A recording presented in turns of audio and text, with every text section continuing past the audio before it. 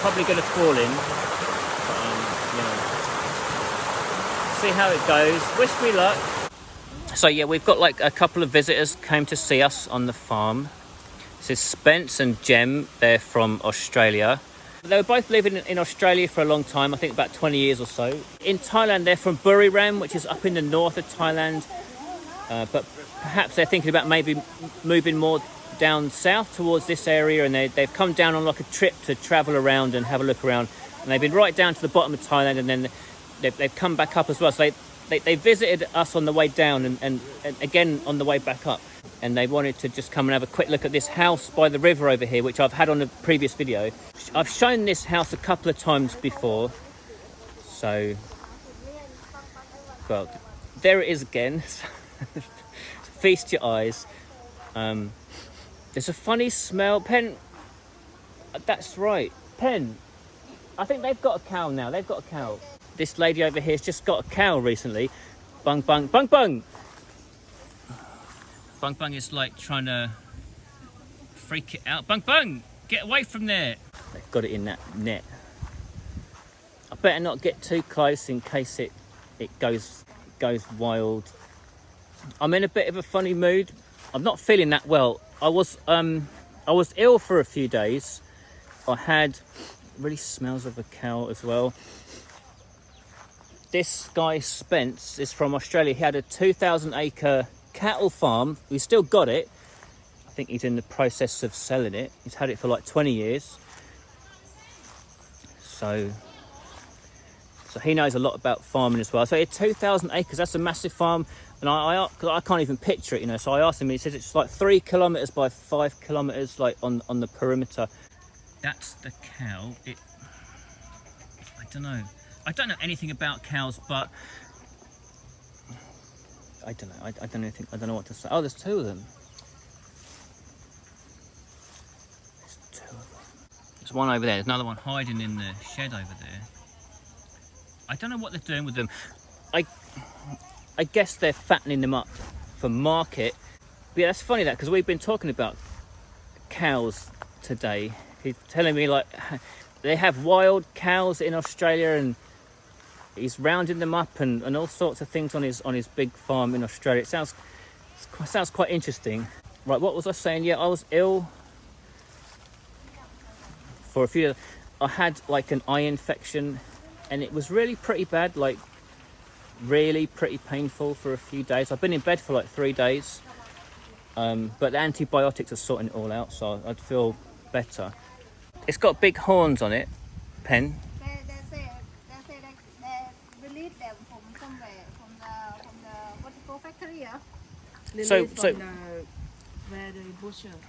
So they took them from the slaughterhouse to save them. So they're not going to eat them. No. Oh, so I have it wrong. You're saving the cows. Okay, so I had that wrong. They're not fattening them up. They're saving the cows, right? I didn't know. Pen, what are they doing with them? What's the plan? Are they going to like cow manure or what? No, they think they want them baby, so they can share the baby. I think I don't know what they're gonna do. Breeding, right? Okay. Oh, so it's one male and one female. Yeah. No, they're both females. They're both females. That looks like a Charolais, and that looks like a Brahman. Right. Cross. Right. This is a cow expert from Australia. Looks along that lines. Well, got 20 years of cow experience compared to my 20 seconds of cow experience. So we're all just going for a walk to see that house and to see what's down here. I've never been down here before. This lady was just saying it's like full of monkeys down here. So, right. So yeah, I'm in a bit of a funny mood. So I guess it's going to be a bit of a funny video. My head's still not quite right. Yeah, I didn't know like an eye infection could be so painful. It was really crazy. But luckily, I went and I got on the medicine quickly. I went to the government hospital over there, which is just like 5 minutes away. And for a very small amount of money, less than 300 baht, they gave me like 4 prescriptions of strong painkillers, antibiotics, antihistamines, and something else, eye drops. And it was free to see the doctor as well. That was a good thing. And yeah, I went down the hospital sort of just in case. And lucky I did, because later on that night it flared up terribly, so I was really thankful I had all the painkillers. And here we are about 3 or 4 days later, and I'm almost cured now. Me and Bung Bung are here. Pen and Gorgie have gone off to town. I've got something in my eye, it's really itchy, but I can't see anything. It's been getting on my nerves all night.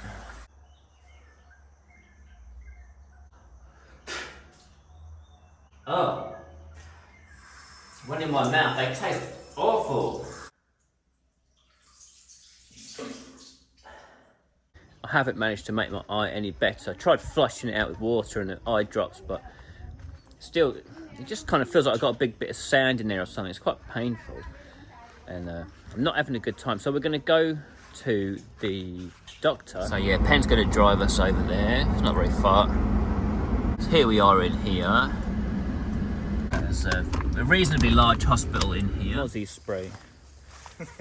do you get bitten? I always get bitten. Mozzie's in Australia as well, or? Oh yeah, Mozzie's, sandcrawlers, everything's trying to bite you over there. Australia's renowned for. It is, yeah. Everyone says that about down under. The interior trees haven't set much fruit. I can't see anything. Yeah, I've seen this farm before. It looks not very well cared for. If I'm guessing what the problem is. You can't see any fruit at all, right? Well, yeah, like they got these big old ones here, but they're not very healthy looking, are they? So disease or what it is. What? All the dogs are going nuts everywhere now. Anyway, we're straying into other people's territory. So what about dogs in Australia? Do you have dogs on the farm or anything like that? I used to have a few dogs. They all got old and passed away now, so. Right. No more dogs. Don't have to worry about getting rid of them when we move over. Yeah. That's one thing. I mean, the dogs are good, but they sort of tie you down as well. You've got to Definitely. take care of them every day. So, yeah. See, well, I think Pen's going off to Samui for the night. Yeah, she said that. In a couple of days, but I'm not going to go because I've got to look after the dogs. Take care of the dogs and the cats. So we're just having a nose through some other people's farms. Is this grown wild, this pepper, or do you think they planted it? They've got like pepper growing here. Oh, I've seen something else over there. Pen, is that jackfruit up there, or what is that? Yeah, why is it so... You see the scarecrow as well? You reckon that's for the monkeys? Yeah, there is, up in the tree there. So they got a bit of fruit growing up in the tree there, and they've got this gnarly looking scarecrow thing hanging down. I don't know if it's to scare off the birds or scare off the monkeys, because it's all monkeys up in there. Some really crazy looking trees. That thing is absolutely enormous. That trunk is huge. It's got to be like 8 meters across. We're back home now. The grass cutters are here. They've been here for the last 2 days, cutting the grass as usual. Everything's nice and clean. So yeah, I've met this chap Spence a couple of times now. I think we get on quite well, and I would say we have quite a lot in common. We're the same age, and a lot of the reasons he says he probably wants to have a break from Australia, let's put it like that, it's the same reasons I want to have a break from England. Just sort of too much government interference. He's been telling me lots of stories about his farm and his wife's catering business as well. They had a lot of interference from government, and it's sort of driving them nuts. And I say similar things about England, and paperwork, taxes, getting told what to do on your own property, that sort of thing. Well, and of course the big number one reason is that your money just goes so much further over here. More for your money, and your savings last longer. Look, there's Bung Bung over there, sitting under one of the trees. Bung Bung! What are you doing, Bung Bung? Go in the house, get the water, go on. Bung Bung. Get in the house, go on. I tell you to go in, not come to me. What are you doing? Stop it. You're going to get all covered in grass. I've just took all the grass off him and now he's straight back in it. Look.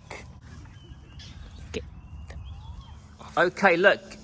It's night time. If you haven't figured it out, it's night time. That's why it's all dark. The dogs are having their dinner. The cat's locked up in the cage. Is it having its dinner as well? Is that chicken? Yeah. Is that what we had at lunchtime? Yeah. Right, you're right. So they're all having like leftover chicken from lunchtime, but not like bad leftovers. It's nice chicken. There's no expense spared. Bung bung.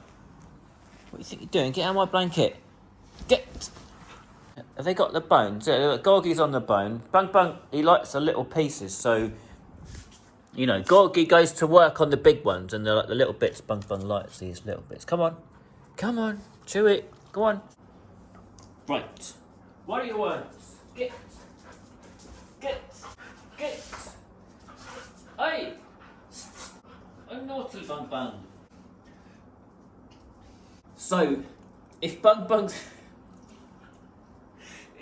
had a nice dinner, that he enjoyed it, and he gets in like this funny, silly mood and he wants to play for a little while, so it was good chicken that he's enjoyed, and that's why he's being a bit funny. Not with you. Naughty! Gorgie! Stop that mucking about. Right, that's enough now. I get carried away. So, all tuckered out now. Hopefully be asleep for the rest of the night, more or less. Sometimes there's this ginger cat, it comes to play or something. It's a pretty big cat, and all the neighbours know it because it comes to fight like other cats. Like it fights with them and it fights with their cat, and they have to keep their cat inside because it comes to fight. And at first it was coming here to fight our cat, right? So this is what happened. You know, remember we had the cat and it was over at the petrol station, but the big white cat was coming and biting it in the night time. That's one of the reasons why we brought it here in the first place. So we bring it here and then this big orange cat's coming to bite it. So we're like, shit, you know. When the orange cat was first coming, it was coming to fight, and we're chasing it away, throwing slippers at it. And it's real. And we were talking to the neighbours about it, and he was saying, yeah, it's really tough, this orange cat. He's been fighting it as well because it goes to bite his cat, but it just comes back. And it was really like it didn't give a shit. It was like you chase it out and chuck something at it, it would sprint off over there, and 20 minutes later it was sitting right back there on our kitchen. It didn't give a shit. But anyway, I think it's good news now, because now they seem to, whatever reason, they're being friends now. Is that it down there? Is that it? Is that a cat? It is. Can you just see that down there? It seems like they are getting along. So that's why we're leaving it outside so they can play. But later it's in here now, and it will kind of stay here until Bung Bung goes to bed.